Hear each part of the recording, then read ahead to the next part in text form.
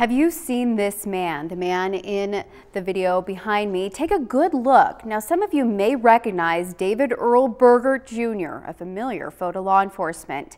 Burgert led Project 7, an anti-government militia in Flathead County. In 2001, he was accused of plotting to assassinate local authorities and stockpiling weapons and ammunition, including a machine gun. He eluded police by staging his own death and fled into the forest near Kalispell.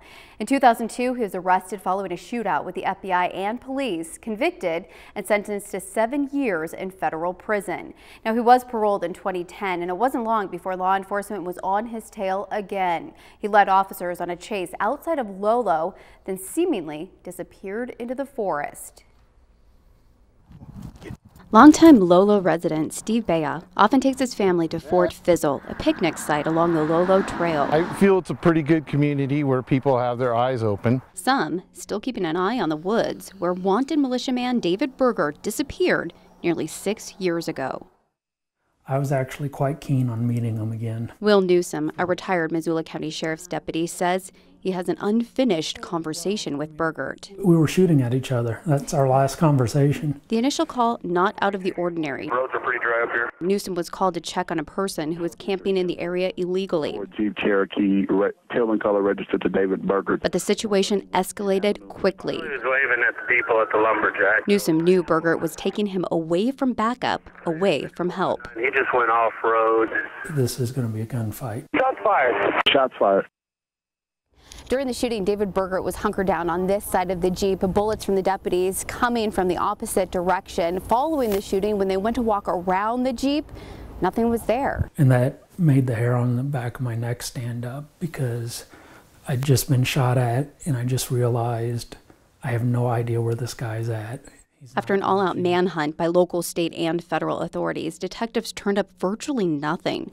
Burgert's Jeep Cherokee, tires popped, still impounded. And we did not find any blood or traces of blood in the area. No blood indicating he was shot or wounded. No body indicating he was dead. But there was one clue, a clue that could indicate Burgert was ready to live off the land for as long as needed. We did locate one cache that we thought belonged to him. There was some clothing in a box with some other survival type items. Just kind of homeless too at this point, and he didn't have any place to store things, so he's storing everything in his Jeeps. Knowing he had skills necessary to survive in the backcountry, and without any fresh leads, law enforcement is left to speculate. There are several theories, or at least a couple theories, that he is dead up in the hills where the shooting took place. There's also theories that he might be still alive and that he escaped during that initial search for him. Spreading his message of government hatred alive. Mr. Burgert is a person I think that will come out eventually if he is alive. Or dead. David Burgert is somewhere. Whether alive or dead, he's somewhere. And Baya takes comfort in theories that if Burgert is still alive, he's likely moved on. I would say if you're trying to be gone, you keep yourself gone. Now, Burgert is no stranger to disguising himself to blend in with his surroundings. Kennedy tells me a month before the shooting with the Missoula County Sheriff's deputies, Burgert was seen purchasing a woman's wig at a Missoula cosmetic studio. Today, he would be 53 years old.